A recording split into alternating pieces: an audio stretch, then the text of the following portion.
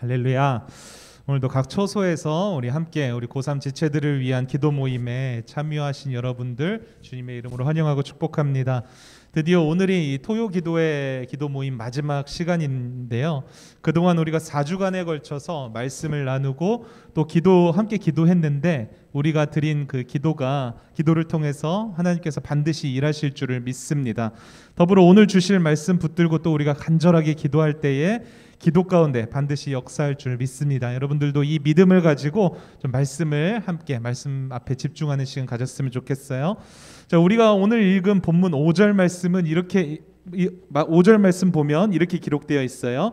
이에 베드로는 옥에 갇혔고 교회는 그를 위하여 간절히 하나님께 기도하더라. 자, 이 5절만 딱 읽어봤을 때 어떤 일이 일어나는지 알겠죠. 예루살렘 교회의 가장 수장이라고 할 정도로 그리고 사도들 중에서 가장 영향력을 가졌었던 그 베드로가 감옥에 갇히는 일이 발생하게 돼요. 교회가 난리가 났겠죠. 오늘날로 치자면 교회 담임 목사님이 경찰서에 구금된 거나 마찬가지예요. 그런데 오늘 바로 본문 앞에서 일어난 일은 이 베드로가 옥에 갇히는 정도로 끝날 일이 아니다라는 것을 우리에게 보여줍니다. 본문 앞에 어떤 일이 있었냐면요, 12장 내용을 쭉 읽어보면은 헤롯 왕이 예루살렘 교회에 영향력 있는 그 사람들을 다 잡아들이기 시작해요. 교회 안에 영향력 있는 사람들. 2절을 보면 요한의 형제 야고보를 잡아들여서 칼로 죽였다라고 기록이 되어 있어요. 그러니까 예수님의 제자들 중에서 첫 번째로 순교자가 나오게 된 거예요. 야고보가 죽임을 당하게 됩니다. 이 야고보의 죽음을 보고 유대인들은 정말로 기뻐해요. 그런 유대인들의 민심을 잡고 싶었던 헤롯은 이제 야고보에 이어서 베드로까지 잡아들이게 되는 거죠. 그런데 이 잡아들인 날짜가 공교롭게도 이제 무교절 기간이었어요. 이 7일 동안에 이어지는 무교절 기간에는 어떠한 형을 집행하지 못하거든요. 그래서 베드로를 잡자마자 바로 죽여야 되는데 죽이지 못하고 6월절 절기가 지난 후에 이제 처형을 하려고 감옥에 가둬놓은 거예요. 이제 야고보도 순교했고 이제 무교절 기간이 끝나게 되면은 누구까지 이제 순교당할 상황이에요. 베드로까지 순교당할 그런 상황에 처한 거예요.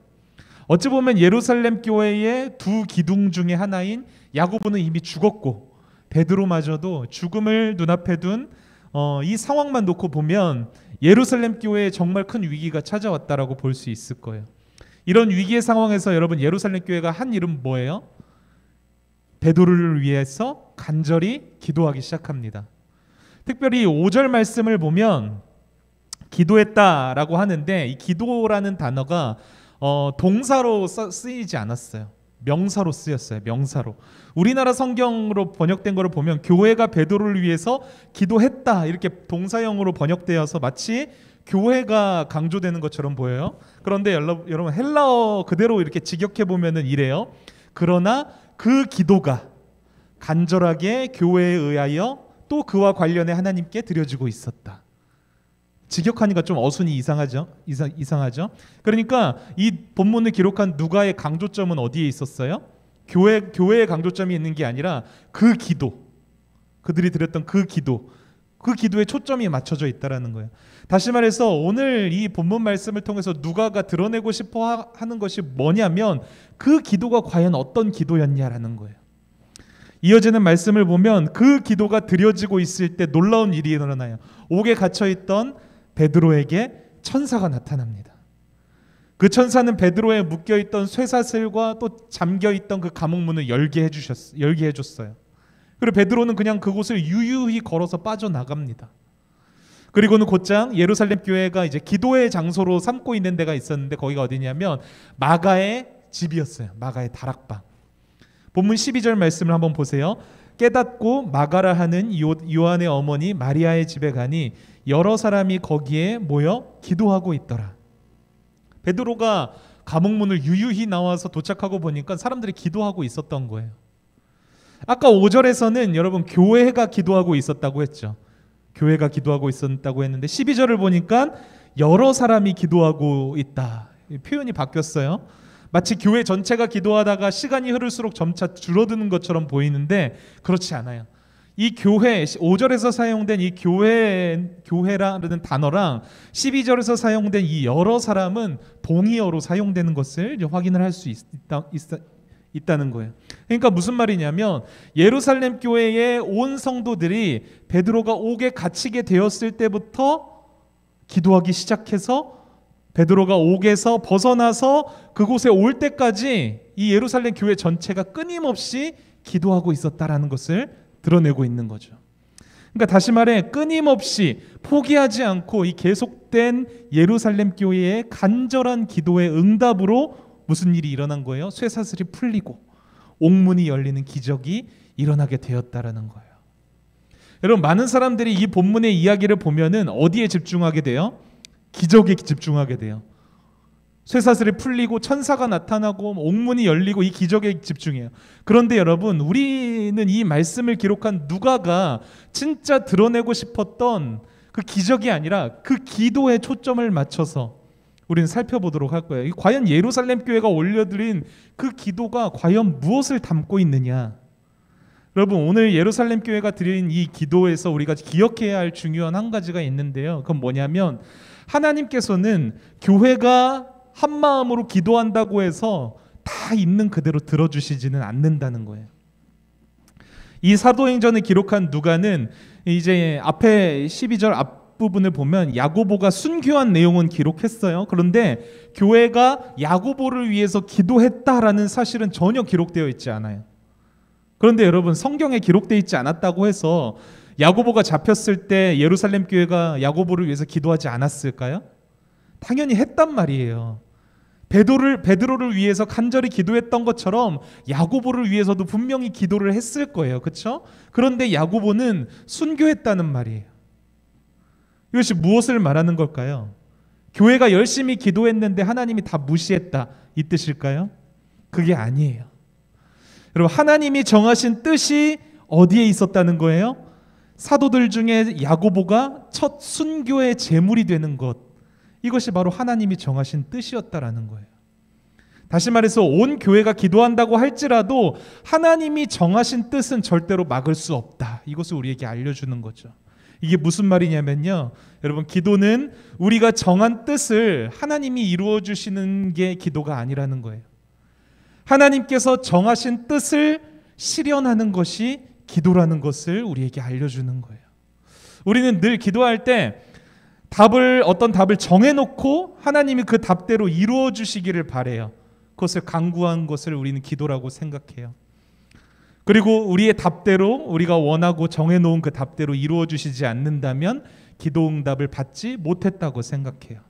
그건 우리의 착각일 뿐이라는 거예요, 여러분. 우리가 드려야 할 기도는요, 우리의 생각과 우리의 필요와 우리가 어떤 정해놓은 답을 구하는 게 기도가 아니라 하나님이 정하신 그 하나님의 뜻을 구하는 기도여야 한다라는 거예요. 그러면 한 가지 의문이 들죠. 어차피 하나님의 뜻대로 될 건데 우리가 뭐 기도할 필요가 있을까? 여러분, 오늘 예루살렘 교회를 좀 집중해서 한번 보세요. 예루살렘 교회는 바로 얼마 전에 야고보가 순교했음에도 불구하고 야고보를 위해서 기도했는데도 야고보가 순교했어요. 그런데 또다시 베드로가 잡혔는데 그가 옥에서 나올 때까지 뭐 하고 있었어요? 똑같이 기도하고 있었다는 거예요. 한두 사람만 기도한 게 아니라 교회 전체라고 해도 될 만큼 수많은 성도들이 간절하게 기도를 그치지 않았다는 거예요. 여러분, 예루살렘 교회 성도들이 야고보도 죽은 판에 베드로를 위해서 기도하는 게 쉬웠을까요?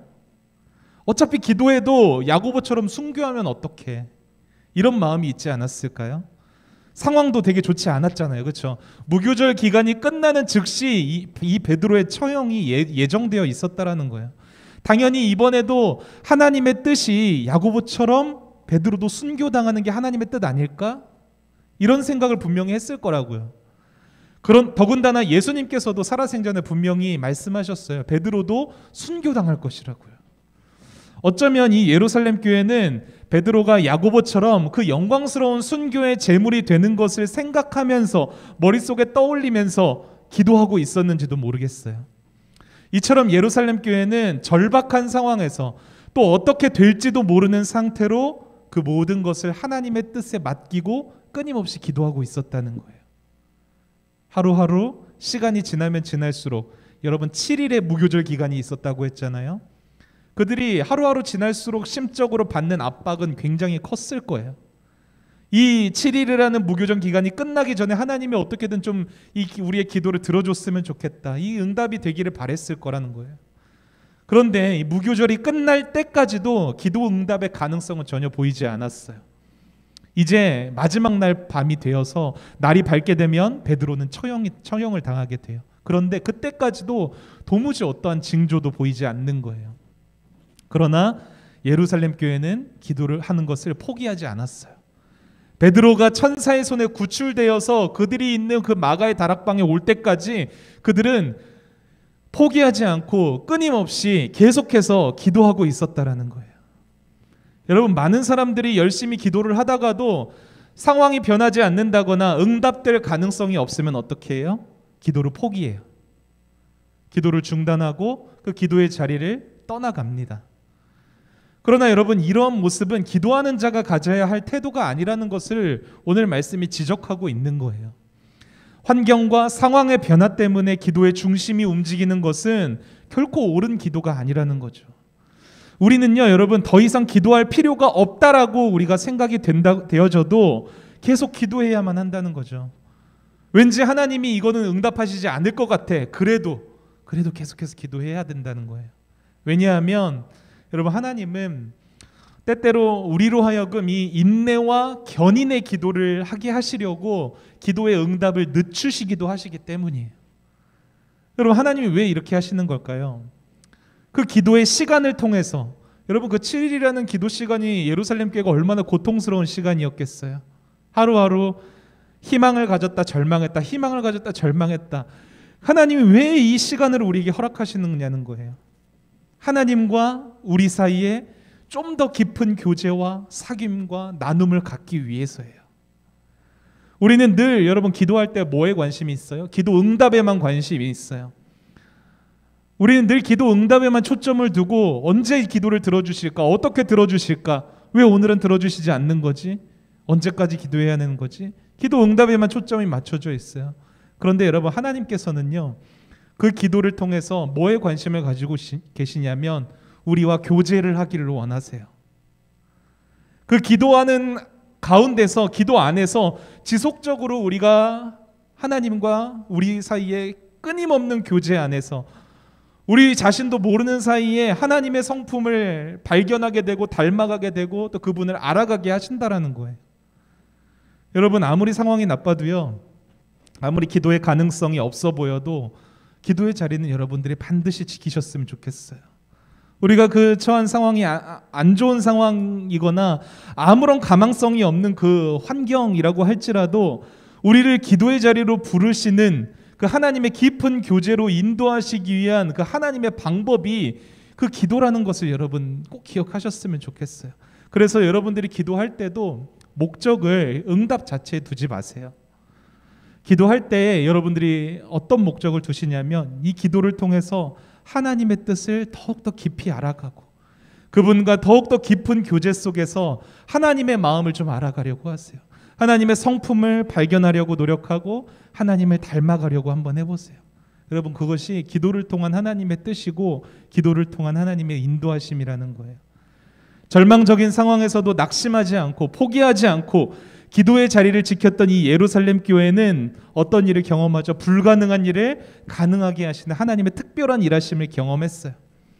여러분, 우리는 이 예루살렘 교인들이 다시 이제 돌아온, 감옥에 갇혔던 그 베드로가 다시 돌아왔다는 것을 한번 생각해 보세요. 얼마나 놀라고 얼마나 감사했겠어요. 예루살렘 교회가 어떤 고백을 드렸을지 우리는 짐작할 수 있어요. 모든 영광을 다 누구한테 돌렸겠어요? 우리가 기도했으니까 역시 우리의 기도 짱이야. 우리 기도빨은 역시 대단해. 자신이 이렇게 스스로 도취되어서 있었을까? 아니란 말이에요. 예루살렘 교회는 그 영광, 모든 영광을 오로지 하나님께만 올려드릴 수 있었다는 거죠. 뿐만 아니라 이렇게 기도한 예루살렘 교회는 여러분, 순교자가 늘어나면 늘어날수록 어떻게 됩니까? 교회가 쇠퇴하고 교회가 문을 닫고 그런 게 아니라요, 오히려 더 성도들의 믿음이 더욱더 굳건해졌다라는 것을 성경을 통해서 볼 수 있어요. 오히려 더 순교자가 늘어나면 늘어날수록 복음을 전하는 일을 오히려 그치지 않았다는 것을 우리는 성경을 통해 확인할 수 있다는 거예요. 사랑하는 기찬말 여러분, 기도는요, 살아계신 하나님을 만나며 그분의 일하심을 경험하는 자리예요. 아주 귀한 자리예요. 오늘도 하나님께서 여러분들을 이 귀한 자리로 부르셨어요. 그래서 여러분 상황과 환경은 좀 보지 않으셨으면 좋겠어요. 기도의 응답에 대한 어떤 가능성, 그것도 보지 않으셨으면 좋겠어요. 뭘 보냐면요, 우리를 이렇게 기도하게 하시는 그 하나님을 좀 바라보세요. 그 하나님께 온전히 오롯이 좀 집중해 보세요. 하나님은요, 그렇게 기도하는 자리에 있는 성도를 통해서 일하십니다. 오늘도 우리에게 주어진 이 기도 모임이 그 하나님의 뜻이 성취되는 자리가 되기를 간절히 소망합니다.